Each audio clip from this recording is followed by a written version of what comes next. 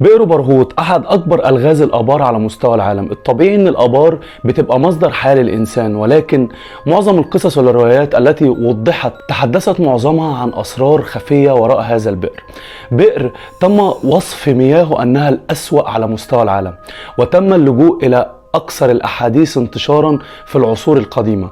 يعني كمان الدين اتكلم عنه والأحاديث والرسول صلى الله عليه وسلم. مش كده بس، دايما معظم الناس توضح لك ان اي حد ينزل البئر ده بيكون نهايته. معظم الاقاويل اللي وضحت قالت ان البئر ده ماءه سيئة جدا، بيطلع منه روائح صعبة وروائح كريهة تدل ان في ارواح شريرة موجودة داخل البئر ده. البئر ده موجود في اليمن، اسمه بئر برهوت. ده موضوع حلقتنا النهاردة، وتم ايضاح ان هو النقطة اللي سيتم منها دمار الارض. قبل ما نبتدي الحلقه بتاعتنا النهارده، اتمنى نعمل لايك للفيديو ده ونعمل اشتراك في القناه ونفعل زر الجرس بحيث يجيلكم كل جديد. وتفضلوا نبتدي الحلقه بتاعتنا النهارده الغريبه دي. من الطبيعي ان الابار هي مصدر حياه بالنسبه للانسان، مصدر ملهم كبير جدا، لان معظم الرحاله والناس زمان كانوا لما بيكونوا بيسافروا في الصحراء ويلاقوا بئر قدامهم، منهم اللي كان بيستقر عند البئر ده ويبني دوله حوالين البئر ده. متخيل دوله يعني يبتدي بقريه ويزرع ويحصد ويبني دوله حوالين البئر ده بحيث ان هو مصدر حياه. ومنهم اللي كان بيقعد جنب البئر يشرب ويكمل رحلته. يعني البئر معروف من زمان ان هو مصدر حياه بالنسبه للانسان. طب البئر اللي احنا بنتكلم عنه النهارده ده ملوش علاقه بالحياه خالص. البئر ده بيوضحوا انه بيطلع منه روائح كريهه والميه بتاعته سامه ما ينفعش الانسان يشرب منها. وخد عندك كمان بيوضحوا ان منتشر الجن داخل البئر ده، وان هو بئر سحيق للجن. البئر ده موجود فين بالظبط؟ موجود في دوله اليمن، تحديدا في وادي اسمه وادي حضرموت بمحافظه اسمها محافظه المهر.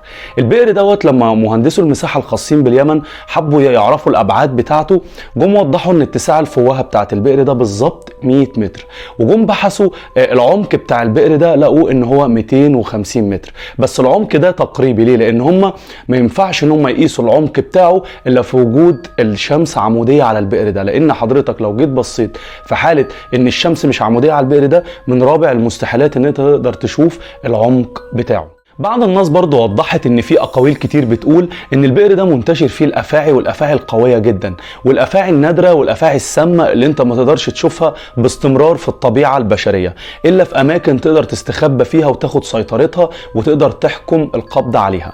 فطبعا الحاجات السامه دي في حاله نزول اي انسان ممكن يلدغ من اي حاجه سامه زي كده وينتهي حياته. بعض الناس وضحت ان وجود عقارب كبيره جدا داخل المكان ده، يعني اي حيوان موجود داخل المكان ده ليه سيطره وليه هيمنه وليه قوة وقوة سم رهيبة جدا. وضحوا ان انتشار برضو الحمام الابيض. الحمام الابيض منتشر جدا داخل تحديدا البئر ده. وكمان وضحوا ان حوالين البئر من الاسفل خضار لون اخضر موضح ان في زرع تحته، ويتدفق شلالات مية خاصة بالمياه الجوفية. هو منظر جميل جدا، ولكن بيحمل اسرار غريبة. طبعا البشر في الامور دي بيحب يستكشفوا الحاجات دي ويعرفوا طب ايه اللي موجود جوه البئر ده. زيك دلوقتي انا برضو حابب اعرف ايه اللي جوه البئر ده، او بمعنى اصح هل حد نزل جوه البئر ده يحدد لنا التفاصيل او الروايات اللي اتقالت دي ان الحمام والافاعي والكلام ده والحاجات دي، وان الميه فعلا سيئه كده، ولا الكلام ده كله من فوق؟ يعني اللي على البر عوام يفضلوا يحكوا ان البحر فيه حاجات وفيه كلام ومفيش حاجه جوه البحر. فاحنا حبينا ان احنا نتاكد برضو من المعلومه دي. لما جيت بحثت في الموضوع وجدت ان في شركه من الشركات اسمها خط الصحراء. الشركه دي قررت انها تنزل البير ده عشان تشوف ايه اللي جواه، فنزلت موظف من الموظفين الخاصين بالشركه دي وربطوه بحبل من وسطه ونزل تدريجيا بالراجل.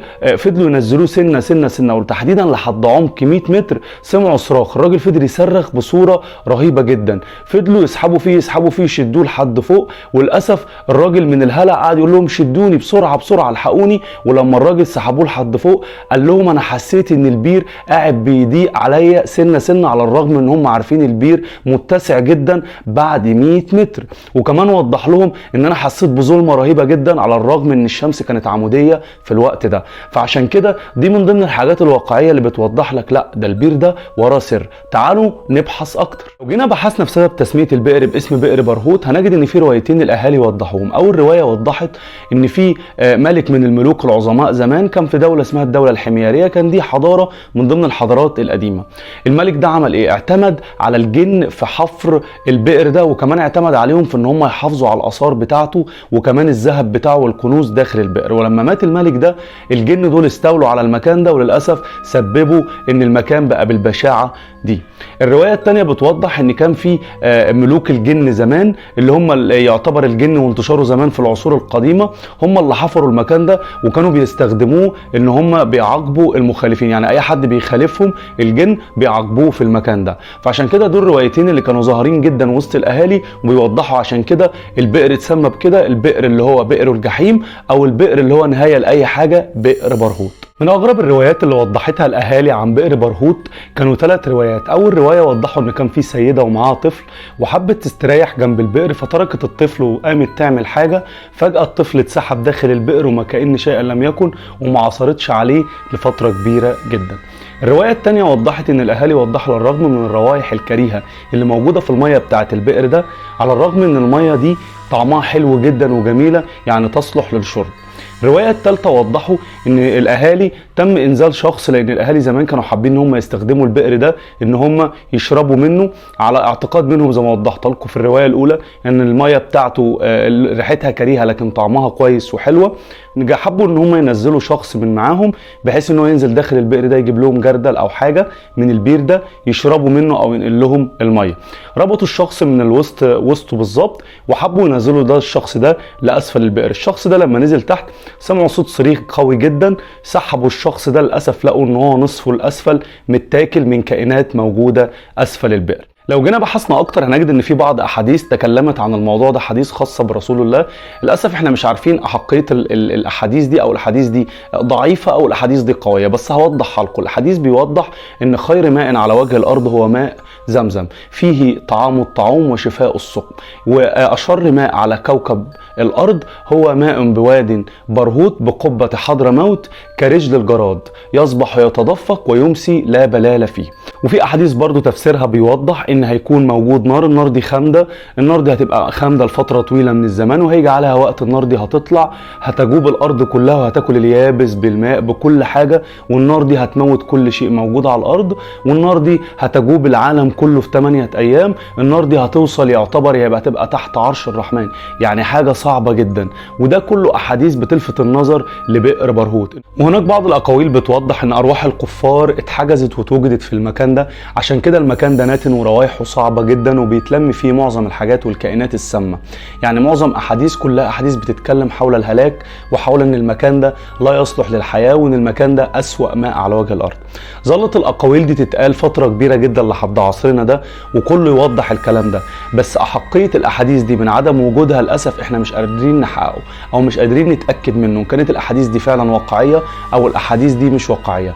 اللي هيفك الموضوع ده او هيفك اللغز ده هو ان حد يكتشف او ينزل لقاع البئر ده ويقول لنا ان فعلا الموضوع ده حقيقه ولا الموضوع ده مجرد اوهام او الاحاديث دي احاديث ضعيفه او احاديث فعلا موجوده. طبعا بسبب الاحداث والاقاويل الكتير اللي بتتقال طبعا كتير جدا من المستكشفين بيتمنى نزول المكان ده، بس الرعب اللي حوالين المكان ده هو اللي سبب قله او بعد او ان المغامرين بيخافوا انه يخش المكان ده.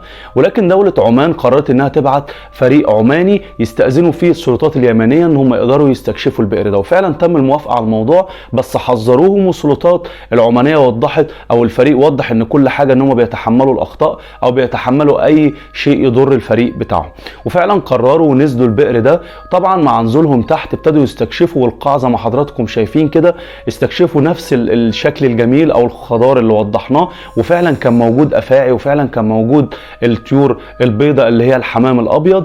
وللاسف اللي هم وجدوه واللي استغربوا منه فعلا الميه ما كانش ريحتها كريهه ولا حاجه، وان دي كانت مجرد كلام ومجرد اقاويل من وحي الخيال. بس هي فعلا لو انت كنت لاحظت ان لو حد كان وقع تحت كان ممكن الافاعي السامه اللي موجوده دي فعلا تستولى عليه.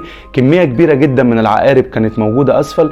المنظر جميل جدا، شلالات بتتدفق لكن مفيش اي حاجه، يعني حتى لما نزلوا تحت ما وجدوش ظلمه عملت عليهم، لا ده نور الشمس واصل لحد القاع. فعلا العمق بتاعه 250 متر، شلالات جميله جدا، بس الميه ما ينفعش ان انت تشرب منها. ليه؟ لانها ميه كبريتيه هتضر الانسان، فعشان كده ما استخدموش الميه بتاعته. وحضراتكم شايفين المنظر الجميل جدا والبديع المكان تحت. وطبعا المستكشفين فرحوا جدا لان هم اول مستكشفين او اول حد يوصل لقاع البئر ده، وفعلا تم حل لغز بئر برهوت ان هو بئر جميل جدا. وقامت السلطات اليمنيه بان هي بلغت بحيث ان هم احنا دلوقتي هنعمل المكان ده مكان للسياح، ويبتدوا يعملوا مصاعد ونزول للبئر ده بحيث ان الناس لما تنزل فيه تقدر تتفرج على الجمال الرباني. اشعه الشمس لما بتستقر على البئر من الفوهه من فوق بيبقى منظر جميل جدا. وبكده تكون تم حل لغز بئر برهوت. وبكده تكون نهايه الحلقه معانا النهارده. اتمنى تكون الحلقه عجبتكم، حلقه بئر برهوت. اتمنى نعمل لايك للفيديو ده ونعمل اشتراك في القناه ونفعل زر الجرس بحيث ان يجيلكم كل جديد. وشكرا لمتابعتكم لينا قناه فكره مع ابراهيم.